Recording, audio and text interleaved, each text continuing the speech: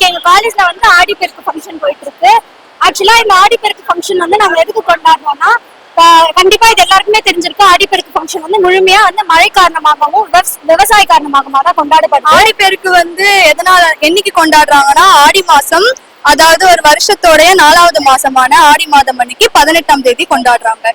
இது வந்து நம்ம நீர் தேவிகளான கங்கை, யமுனா, காவேரி இவங்க எல்லாருமே போற்றி வழிபடுறதுக்காக செலிப்ரேட் பண்றாங்க. மாதிரியே நாங்க இந்த காலேஜ்ல இப்ப கொண்டு வந்திருக்கோம். இங்க எப்படின்னா பாரம்பரியமா நம்ம என்னெல்லாம் டான்ஸ் பண்ணுவோமோ ஆடி மாசம் அன்னைக்கு திருவிழா அன்னைக்கு அந்த டான்ஸ் எல்லாமே இங்க கொடுத்துருக்காங்க. பள்ளியாட்டம் எல்லாமே, சிலம்பம், பறை, அது எல்லாமே நாங்களும் இன்னைக்கு வந்து ட்ரெடிஷனலா வந்திருக்கோம். இங்க இருக்க எல்லா உமன்ஸுமே ட்ரெடிஷனலா வந்திருக்காங்க. அண்ட் இது உமன்ஸ் காலேஜ்னால எல்லாம் விருப்பப்பட்ட மாதிரி அவங்க ஆசைப்பட்ட மாதிரி ட்ரெடிஷனலா வந்திருக்காங்க. நிறைய இங்க மதமா இருக்கு. அவங்க எல்லாமே மிக்ஸ்ட் ஆகி இந்த திருவிழா மாதிரி கொண்டாடும் போது இது எங்களுக்கு இன்னமும் சந்தோஷமா இருக்கு. இதுக்கு முக்கியமா வந்து தேவைப்படுறது இந்த முளைப்பாறை, அதுக்கப்புறம் வந்து அந்த பாண்ட்ல வந்து விளக்கு விடுறது, இது எல்லாமே வந்து அதோட ட்ரெடிஷனல், அதோட பாரம்பரியம். ஸோ அதை நாங்க ஃபாலோ பண்ணியிருக்கோம். இத மாதிரியே வர திருவிழா மாதிரியே கொண்டாடுவோம்னு சொல்லிட்டு என் பேர் அன்பரசி. நாங்கெல்லாம் இந்த காலேஜோட senate team, organizing team. So வருஷம் வருஷம் ஆடிப்பெருக்கு ரொம்ப சிறப்பாக நடக்கும்.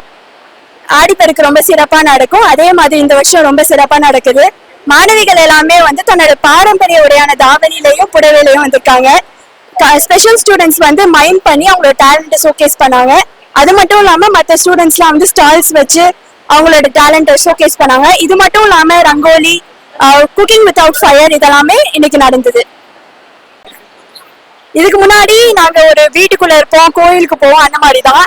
இந்த வாட்டி தான் வந்து இத்தனை ஸ்டூடெண்ட்ஸோட பாரம்பரிய உடையில கோயிலுக்குனா சுடிதார்ல அந்த மாதிரி போவோம்.